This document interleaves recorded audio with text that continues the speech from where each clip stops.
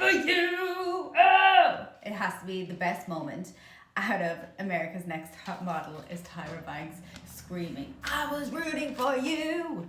Everybody be quiet! Please want me to stop it! I've never in my life yelled at a girl like this. When my mother yells at this, it's because she loves me. I was rooting for you. We were all rooting for you. How dare you? Anyway, welcome back. My name is Colleen. This is Colleen's Chats, where I just talk about everything and anything. I kind of upload a video once a week, and this week I'm talking about the Tyra Banks documentary on America's Next Top Model. It's called A Reality Check. So normally I do something while doing these kind of videos where I like do my makeup, do my hair, do my nails, but I don't want to do any of that today. I just want to talk, and I'm going to add in lots of clips. I have my notes here on all the kind of little bits of information I need to know for this, and I'm going to talk about it, and I want to try and make this video kind of as quick as possible, because I also have another video for next week that I want to record as well. It's the Lucy Letby case, so that'll be up on Sunday next week. Okay, so let's get into this. Wow. So basically, I have noticed the past while, like people talking about America's Next Top Model and how bad it was. And at the time, I always kind of knew how bad it was because I was so insecure and self-conscious in myself that I don't think I watched a lot of it when it was coming out, but I was aware of the beauty standards. So I understand it from that point of view, but let's be real. It starts off with, I'm rooting for you. And then Tyra just comes in talking about how in 2020 COVID happened and everyone decided to start rewatching shows. And one of the shows that people started rewatching was America's Next Top Model. And she said at first everyone was loving it. And I think everyone was loving it because it was a level of that nostalgia. But then once it got deeper and it got into like, as it got more outrageous, which we'll get into in a moment, people realized like, that's blackface. That is so sexist. Like, that is really bad that you're mocking homeless people. It's like all these kind of things just built up. And then she goes on to say that like it was early 2000s. And I will just preface by saying I'm not going to talk about any of the girls that are in it. Like, I have a few notes made, but I feel like to talk about any of the girls from America's Next Top Model, as I remember there was a girl recently that came up, maybe like in the last 2 years, that was talking about her experience. So I feel like every person on this could get like their whole video to themselves. And also, I didn't realize this is how Winnie Harlow got famous. So that was cool. I just thought she was discovered. So in the early 2000s, I was a really young kid, and I remember nothing tastes better than being skinny or being thin. Like just being the thing. Like I remember just, you would see it everywhere, just like how you were never skinny enough. Everyone wanted to be skinny. Everyone complained about being fat. Like I remember growing up in that world, and it is the biggest mind ever. Like that is all that's embedded. And I've literally like spent years trying to correct that out of my mind to make myself feel better about myself. But it is so frustrating that that was just the thing. But then because it was like blonde, thin, and white, if you were a black woman, and obviously I can't speak from a black woman's experience because I am a white woman, but just from knowing how the world is, Tyra is one of the first black models. There's like Naomi Campbell as well, but I'm not going to speak about her because she needs a whole other video on herself. But I don't know if I can actually handle researching everything about Naomi Campbell. So anyway, Tyra went on to talk about how they were getting paid less. It was their... She's there, but they're always acting like I to my mom. In her short career, Tyra's already been embroiled in controversy. Also compared to Naomi Campbell, the press has had a field day reporting about a so-called feud between the two models. But Tyra takes it all in stride. She says it's just a matter of being one of the new kids on a block full of established superstars. It's not that they're difficult, it's just, it's kind of like the first day of school. Everybody having a clique, and then a new clique comes along and it's like, hi, but you still have your friends, and you're going to go with your friend. But you're really obsessed with the model. So people say, how do you feel about it? It doesn't go to my head. I always stay grounded and I take it as a profession because it is business. It's very temporary for me, and I always keep that in mind. How many years do you have to have as a model? I'd like to reach my peak around 23 or 24, like 5 years now, I guess, and move on to something else. I'm going to leave the early 90s. She was getting paid less. She had to go to 6 agencies before she found someone that would even think about looking at her. She was told she was too big, her nose was too big, her lips were too big.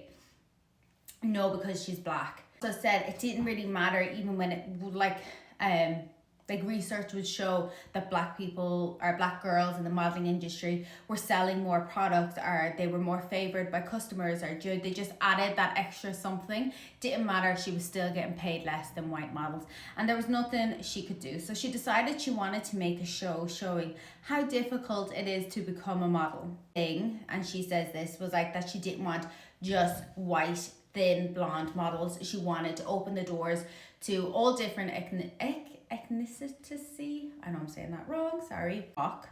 Ken Mock. She went to Ken Mock, and he was like a producer, and he basically is a really sexist prick. I think just like his first initial thing was just like, oh, Tyra just wanted a vanity product, she's just a model, a vanity project, she's just a model. And I'm just like, the way he speaks, he's extremely sexist, I think, and he just kind of seen it as, yeah, give it a try, but it's still quite more open-minded than other people, but he was still quite sexist, I think. Miss J, Queen of the Catwalk, and then Jay Manuel, who was a makeup artist who she brought it on as a photo director. Oh my god. It's just so staying my dressing gown. I need a new one, so I'm going to take this off because that was gross. And I remember as a kid watching America's Next Top Model and being obsessed with the Jays. Like, I just thought they were just so mesmerizing, and just Miss J, like just this big black guy that was in heels and had the sway about him. And it was a completely different time that people would have turned off the telly because of that, and people would have turned it on because of that. So I think that was really good. But Miss J, I was always a queen, so I was really sad when I found out what's happened in recent years. No one wanted to air the show because they just thought reality TV wasn't the thing. It wasn't the thing. It wasn't like it is now. Like, people weren't getting famous from reality show. Like, even if you think about the Kardashians, they literally had to do about 12 seasons before they really got recognized as like business people. Debatable, I guess, statement as well for everyone. But yeah, UPN, who were basically a production company, like a broadcasting, and they were like literally like in debt. They were about to be shut down, so they thought, why not, might as well do it. So the premise of the show, that it was 10 models, 10 weeks. Every week a model would be voted off, and every week it would be a new challenge for the model. And if you look at the first few seasons, they call it cycles, I think there was really good intentions. Miss J had a job to show the girls how to walk, how to do the attitude, because Miss J, she just had the attitude. And then Jay Manuel, his job was to make sure that like he was the creator. He was so involved at the beginning. I think that's why it worked. And it was genuinely about trying to make a model. It was nothing to do with like the whole reality side of it. And that's what the models thought as well. So in the first season, like the first episode, the big thing was the girls were getting bikini waxes. And some of the girls had said, like, I didn't even know what bikini wax is. I've never got one since. And it was just a whole, like, you know what? I feel like we're so desensitized in today's world that you wouldn't even comprehend how much of a big deal that was to have someone getting a bikini wax on telly and have it spoken. So there was no filters, like it was just, everything was out. And then of course Janice was brought in, and she had her no filter, and she was a bit of a bad bitch. She was a supermodel, and I mean, we can all debate different things about Janice, but she was a supermodel, and that's why she was brought in. I think the show really took off, but the models that were in it, the girls that wanted to become models, they had no idea what reality TV was. If you go into a reality show now, I think it's reality, but it's partly scripted. Things are influenced. Like, the girls didn't realize that when they were in like the green rooms and they had to talk to producers were baiting them to say other things like that. This isn't really what modeling is, and like, it's a reality show. They're just showing so many bad parts of it. Like, these girls didn't know, and so when it was aired on telly, they were just showing a completely different reality as to what they thought it was. And the big thing is, when girls were voted off, they were basically not sent home. They were sent to a hotel room because it was a reality show. And I know they do this in like Love Island, but I think there's better laws now to help people like when they get voted off, and just like make sure they're okay. Like, again, if you're in a reality show and you don't want everyone to know what's happening, like you they won't give you a phone and whatnot. But I feel like back then, what would these girls have done? Just sat in a hotel room for 10 weeks if you were the first voted off? That would have really sucked. Jay Manuel said that the production went to him and basically said they need another judge, someone to help out, like a photographer. But they want him to be white, handsome, and like straight. And because the two J's that were already on the show were two gay men, because of Tyra, she was just like, oh yeah, Tyra Banks the model. But it was really how the J's were doing it. So he was like super insulted. But then they found Nigel, who was the photographer. He was just gorgeous and handsome. He hasn't really aged in the documentary. I don't think he's really aged, but he kind of just looks a little puffy or something. But I don't think he's aged quite well. So then there was the Shandy and Milan scene where basically I think she was great, and she kind of made it out that she might have been rugged and then raped, and it was just really hard to watch, and just how she didn't get any support from that, and she had to tell her boyfriend over the phone. And yeah, so I feel like that's a whole video in itself to talk about, but just the fact that production didn't help people when they were in trouble and at their most vulnerable. And they were in Milan as well. Like, I don't know if this girl had even left the US or been to Europe before. Being in a country that you don't know the language and something like that happening to you is just extremely unfair to the girls. The interesting part is they start talking about how every season had to outdo the next. So they like started just, and I'll list off a couple of things, but they started to like do things that would outdo. And Tyra sits in that interview and blames us. She's like, well, you wanted it. We had to make it better for you guys. No, Tyra, you didn't have to do blackface. You didn't have to make them dress up as homeless people. Like, you could have done so much more to grab our attention, but you chose to take the easy way out. And I feel like she just doesn't take any accountability. And it's the most frustrating thing during this documentary to watch, where she like says sorry, which said, yeah, so I am sorry. Yeah, but we did it because the viewers wanted it. Yeah, we had to do it because the viewers wanted it. You wanted it. It's your fault. And it's like, Tyra, oh. So some of the things I took note of is like they had the models hanging while taking photos. They had them wear a meat suit, and there was one girl who was like a vegetarian. I mean, there's like the whole thing of like Lady Gaga wore the meat suit to be like, I'm not a piece of meat. So there's like certain parts of it where it's like, it's a bit far, but it's not too far at the same time. I suppose hanging, it's like, when I mean hanging, I mean like they're on like harnesses and stuff. Wasn't too bad, but then when you move to like the blackface, it's kind of, And then there was like one with birds, tarantulas, cockroaches, and it was as if they would find out the girls' fears and then make sure that it was implemented throughout the weeks for the girls that were scared of certain things. Walking on the runway, when I'm pretty sure no one really has to do that. It's not really a thing. There was the homeless scene because Tyra did a thing where she pretended to be homeless for 24 hours. So then she decided to put that in America's Next Top Model, like have them actually pose with homeless people and pretend. Then there was like the smoking campaign, and then there was the bulimia. There was just like where they were pretending like a girl was getting sick and pretending they were shooting. There was one scene, I think I have it wrote down later on, about the girl who's like meant to be shot in the head. Like, I think there was just so many things that they could have done so much better, but they just didn't, and it was so fucking frustrating to watch it. So then it's just not real modeling. So then Danielle, the girl with the gap, who had to get her gap closed even though she like refused, they were like, well, leave. You'd be voted off if you don't get the gap closed, but I think she still kept some of it. And then there was Joni, who had 4 teeth removed in one day and had massive issues, and still has massive issues with her teeth today because they just rushed the process. You kind of just, it's like that TV show, The Swan, where I'm going to do a video on that actually, where they used to do like a 12-week like body transformation of like, these women are getting major like mommy makeovers and stuff, and you just expect them to be all perfect after 12 weeks. That's not realistic. Eating disorder issues because the girls were just constantly cold fat, and there was like girls collapsing because they just weren't eating enough, and there was like scenes where girls were just eating like one bagel and they were made to seem fat. So it was just such a double standard, and I think a lot of it was like the music played in the background as well. It was just super frustrating, and none of these girls were like in any way too fat, and she wanted to make a change, Tyra. That was her whole thing. She wanted to make a change in the beauty industry, and she decides to just fucking give everyone an eating disorder. Like plus size models, and how like they brought on the first plus size girl. I can't remember her exact name, but she was a blonde girl, gorgeous. She was a size 6, not really sure what that is in UK sizes, but she was a size 6, and she was saying like that she would go for these fittings and they didn't have any of the clothes in her size. They only had them in the size 2. That's normal for the runway models. But is it normal for a plus size?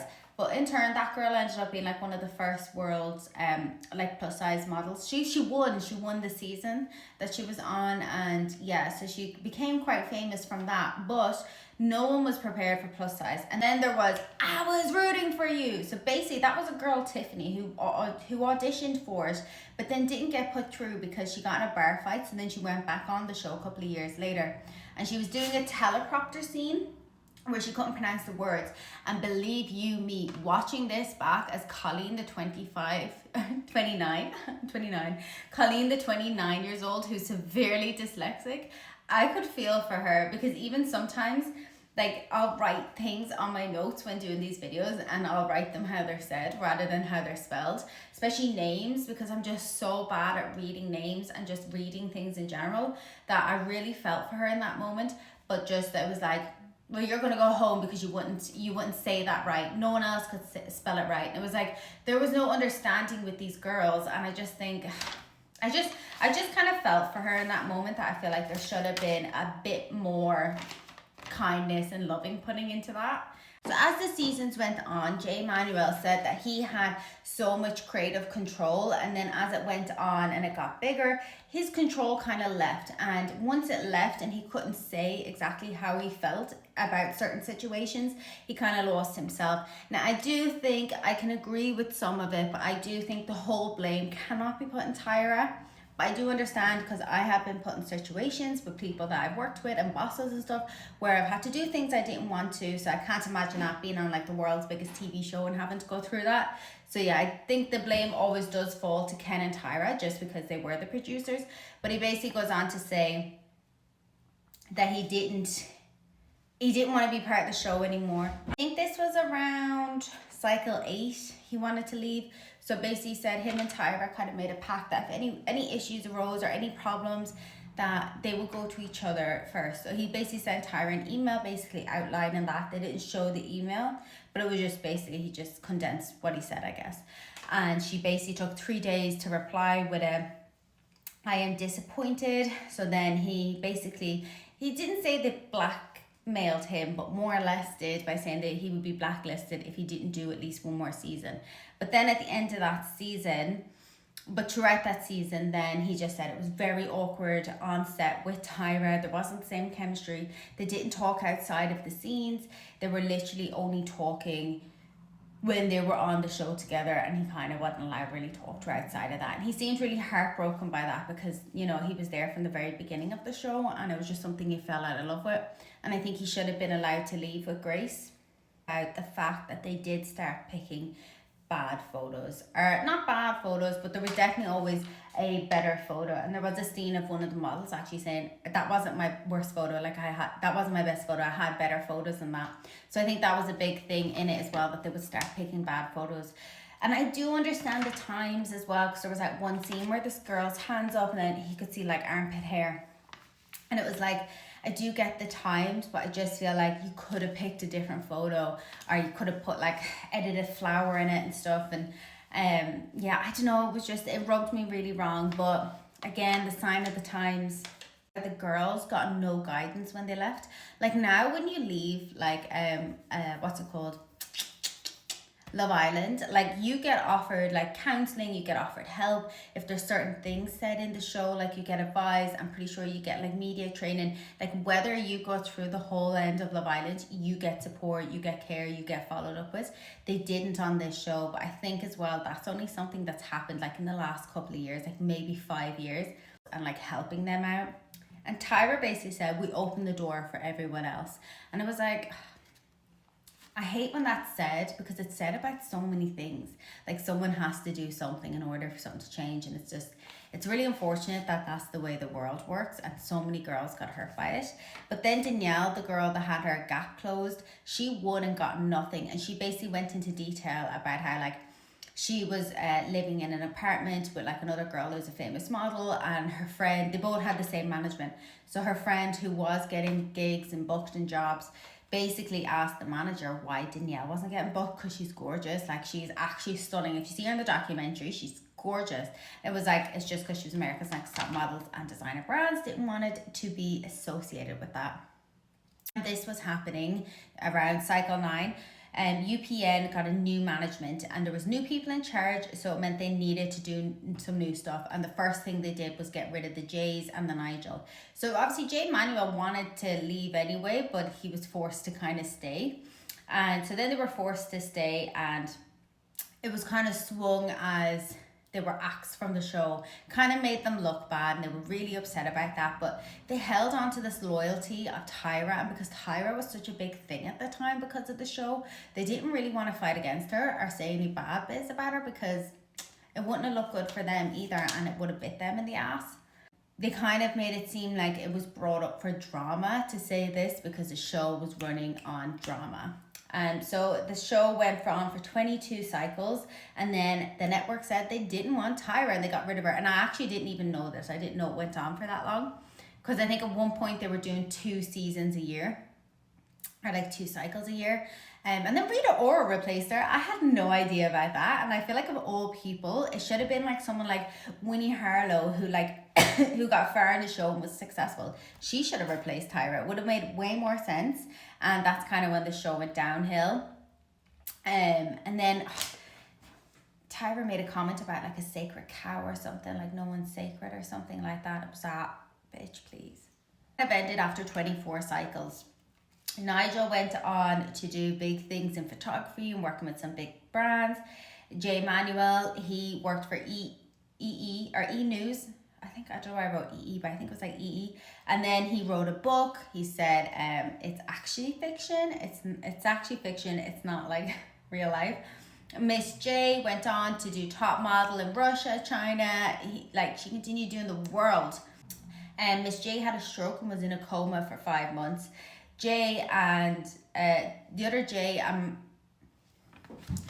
Nigel did go visit him and get in contact to make sure he was all okay.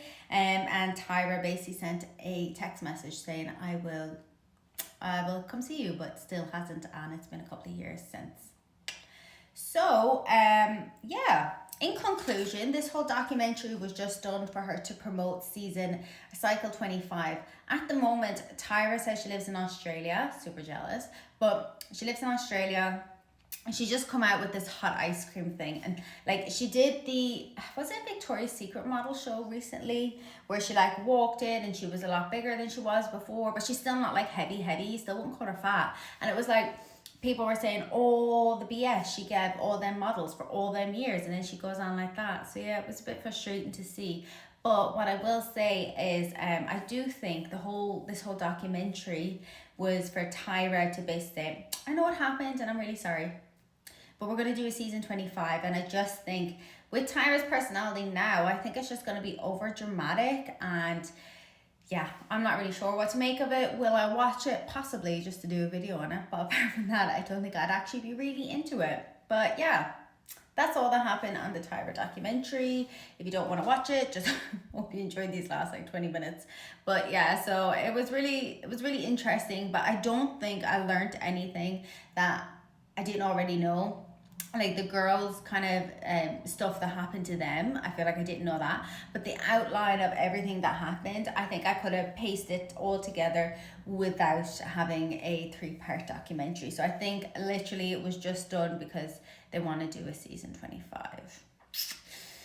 Anyway, so that's the end of this video. Let me know what you think and come back next week to see what I want to chat about.